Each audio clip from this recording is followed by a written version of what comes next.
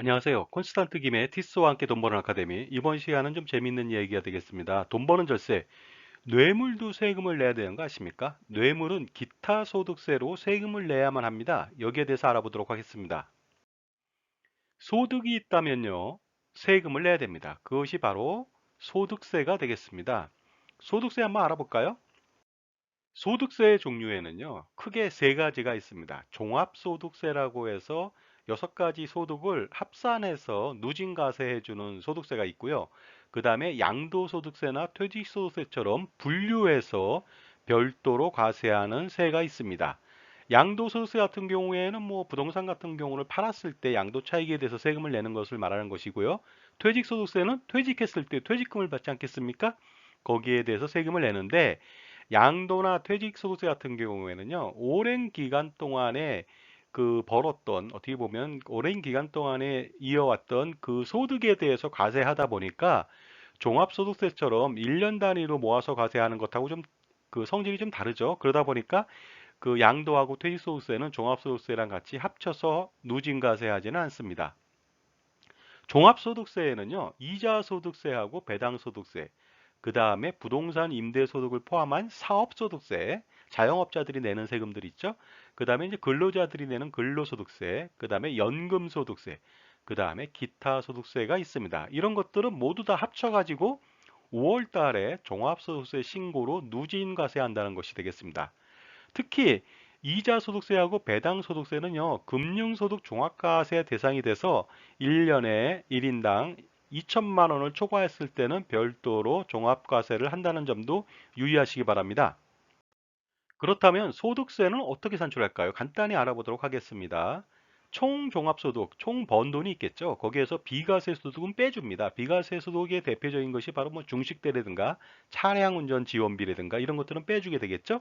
그렇게 해서 나온 소득이 바로 종합소득 금액이 되겠습니다. 거기에서 각종 소득 공제를 해주죠. 인적 공제부터 시작해서요. 그런 공제를 하고 난다면은 바로 과표라고 하는 종합소득 과세표준이 나옵니다. 그 과세표준의 금액의 차이에 따라서 누진과세를 하게 되는데 기본세율을 곱해주면 되겠습니다. 그렇게 해서 나온 것이 산출세액이고요. 거기에서 또 세액공제 같은 거, 뭐 보험료 관련된 세액공제 있죠. 그리고 각종 세액 감면이 있습니다. 그런 것을 빼줍니다. 그리고 최종적으로 결정세액이 나왔다. 그러면 거기에서 매달 미리 원천 징수했던 기납부세액이 있으면 빼줍니다. 그리고 나서 차익이 생겼습니다. 그랬을 때 환급을 하던가 아니면 모자랐다. 그러면 추가로 더 징수를 하면 되겠습니다.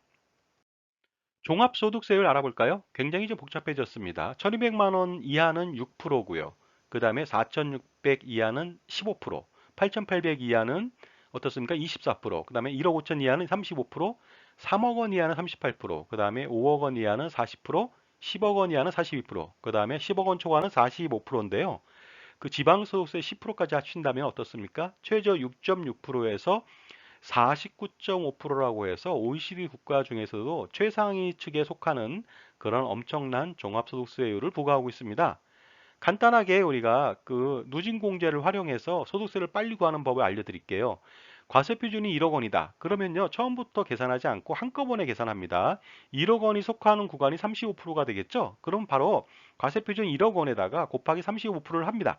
그 다음에 옆에 1490만 원이라고 하는 누진공제를 빼준다면 속산이 됩니다. 그래서 2010만 원이라고 하는 소득세를 산출할 수가 있습니다. 한번 해보시기 바랍니다. 자, 아까 종합소득의 여섯 번째가 바로 기타소득이라고 되어 있는데 기타소득은 무엇일까요? 알아보도록 하겠습니다. 예를 들어서 무슨 상금을 받았다. 부상하고 상금을 받았다. 홀인원 상금 받았다. 이런 것들은 기타소득이 되겠습니다. 복권에 당첨됐다. 이것도 마찬가지겠죠? 그 다음에 보상금을 받을 수도 있겠습니다. 그것도 마찬가지가 되겠습니다. 그 다음에 강연료, 강의료가 되겠죠? 이런 것들도 마찬가지로 기타소득이 됩니다. 일회성일 때 기타소득입니다. 전문 강사다. 그러면 사업소득이 될 겁니다. 그 다음에 서화나 골동품을 팔았다. 이것도 마찬가지로 나온 소득은 기타 소득이 되겠고요. 종교인도 소득이 기타 소득이 되겠습니다. 그 다음에 사례금을 받았다. 돈을 주어서 줬더니만 10%를 돌려줬다. 그러면 사례금도 마찬가지로 기타 소득이 되겠습니다. 그 다음에 기타 소득이라고 할 수 있는 것이 또 있는데요. 이게 바로 뇌물이 되겠습니다. 그다음에 알선수재나 배임수재로 해서 돈을 받았다. 이것 또한 마찬가지로 기타 소득이 됩니다. 오늘은 바로 이 뇌물에 대해서 알아보도록 하겠습니다.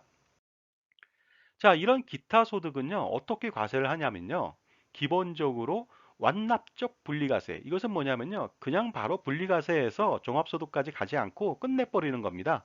그런 것이 완납적 분리과세라고 하고요, 예납적 분리과세라고 합니다. 미리 먼저 과세를 한 다음에 나중에 어떻습니까?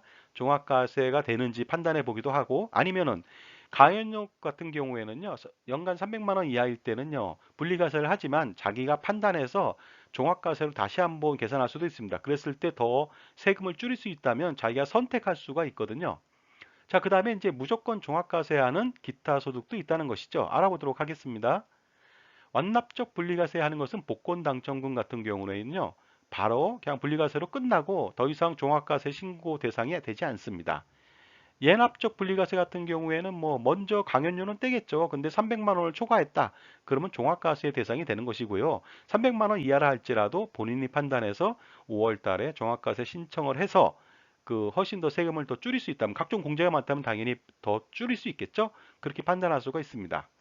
종합과세라고 하는 것은 무조건 기타 소득이지만은 원천 징수하지 않고 뇌물은 무조건 종합과세를 한다는 점 반드시 기억하시기 바랍니다. 기타 소득은 이제 기본적으로 원천 징수를 하고 돈을 주게 되어 있습니다. 강연을 하더라도 기타 소득세를 떼고 나머지 금액을 주거든요. 예를 들어서 뭐 100만 원의 강연료다 그러면 강연료 100만 원을 주지 않고요. 전체 금액의 무슨 뭐 8.8% 아니면 무슨 뭐 그 60% 기타 경비, 필요 경비를 뺀 다음에 나머지 40%에 대해서 22%를 떼고 준다든가 이렇게 해서 소득에 대해서 원천 징수를 합니다. 그런데 뇌물을 주면서 원천 징수를 할 수 있을까요? 예를 들어서 내가 뇌물을 1억 원을 주는데 22%는 떼고 줄게요 하면서 7,800만 줄 수가 있냐 이거죠. 그렇게는 못 줄 것 같습니다. 그래서 뇌물 주면서 원천 징수할 수가 없으니까 이것은 기타 소득이지만은 종합과세를 해야 되기 때문에 원천 징수는 하지 않습니다. 왜냐하면은 뇌물은 무조건 종합과세 대상이기 때문에 그렇습니다. 그런데 뇌물은 보통 신고하지 않지 않겠습니까? 왜 그럴까요? 그것은 당연히 세금 내기 싫어서 신고하지 않는 것이 아니라 신고를 하게 된다면 형벌을 받기 때문에 그렇습니다. 자, 지금까지 뇌물은 세금이다. 그리고 기타 소득이지만 종합과세를 당한다. 거기에 대해서 알아봤습니다. 감사합니다.